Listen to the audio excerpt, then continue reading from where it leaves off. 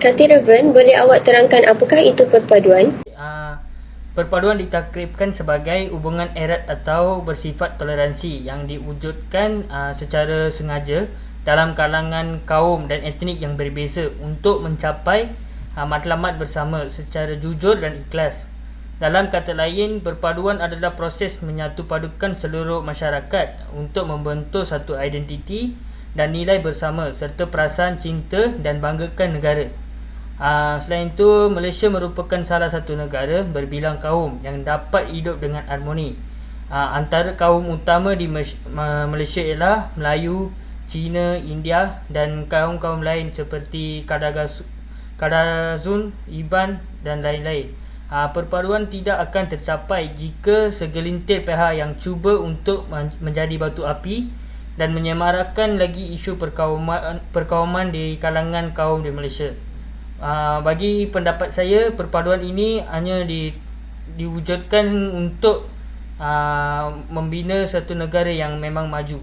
Akidah, awak nak tambah apa-apa tak pasal definisi perpaduan ni?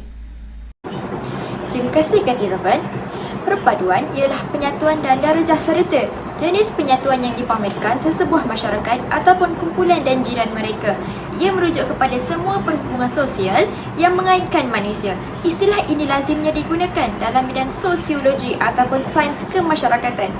Menurut Syamsul, dalam bukunya Modul Hubungan Etnik, perpaduan merupakan satu proses yang menyatukan seluruh masyarakat dan negara supaya setiap anggota masyarakat dapat membentuk satu identiti dan nilai bersama serta perasaan cinta dan banggakan tanah air.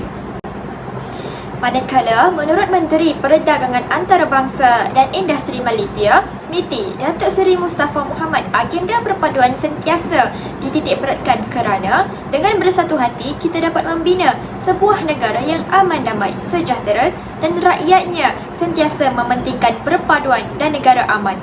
Politiknya tidak huru-hara serta ekonomi yang baik dan dapat menarik minat pelabur asing. Maka, maksud perpaduan dapat disimpulkan sebagai suatu hubungan penyatuan sesama masyarakat tanpa membezakan bangsa, kaum, budaya dan adat resam, malah menghormati antara satu sama lain. Jadi Dendrian, apakah kebaikan perpaduan dalam kalangan rakyat Malaysia? Pada pendapat saya, antara kebaikan perpaduan kaum ialah masyarakat dapat hidup dalam keadaan aman dan damai. Keadaan ini membolehkan aktiviti harian berjalan dengan baik. Masyarakat pelbagai kaum boleh melakukan aktiviti keagamaan dengan bebas dan lancar. Masyarakat juga boleh menyambut hari perayaan kaum tanpa rasa takut.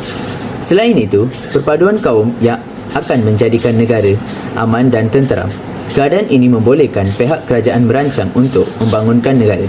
Contohnya, pihak kerajaan boleh membina sistem pengangkutan negara yang lebih baik. Projek-projek pembangunan ini membolehkan taraf hidup rakyat terus meningkat.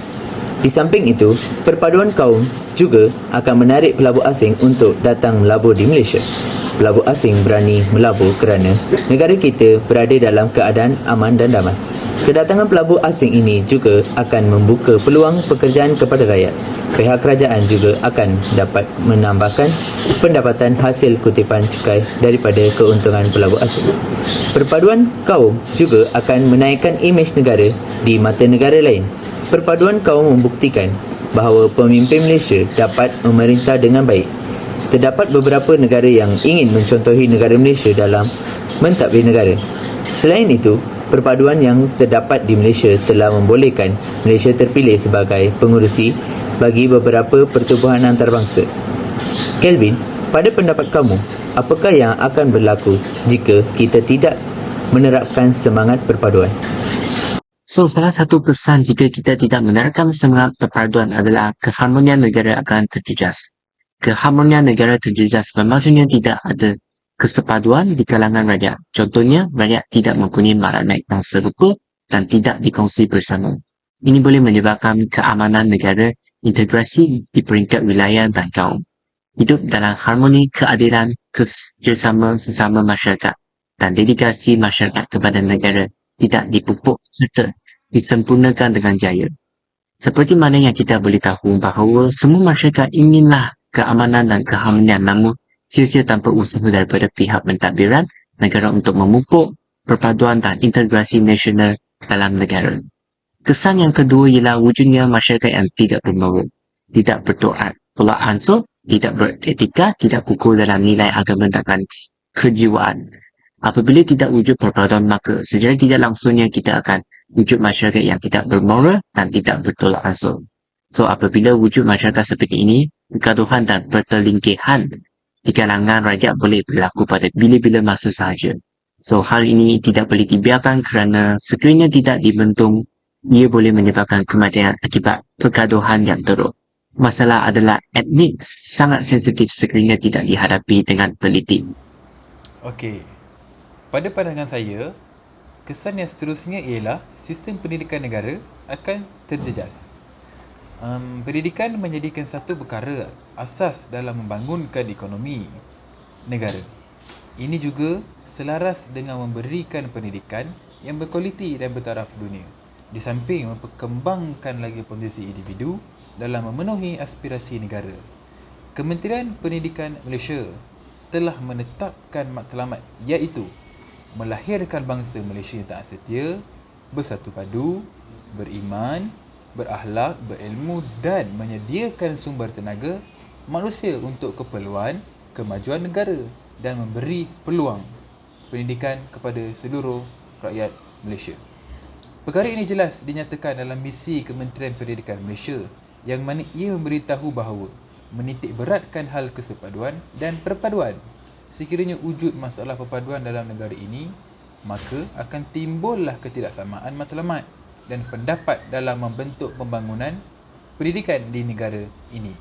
Okey, jadi bagaimanakah kita hendak memupuk semangat perpaduan antara kaum di Malaysia? Keluarga sebenarnya memainkan peranan yang amat penting untuk memupuk semangat perpaduan antara kaum. Hal ini kerana ibu bapa dapat mendidik anak mereka untuk berbuat baik dengan kaum yang lain. Saya setuju dengan pendapat kamu semua. Saya harap semangat perpaduan dapat diterapkan dalam diri kita.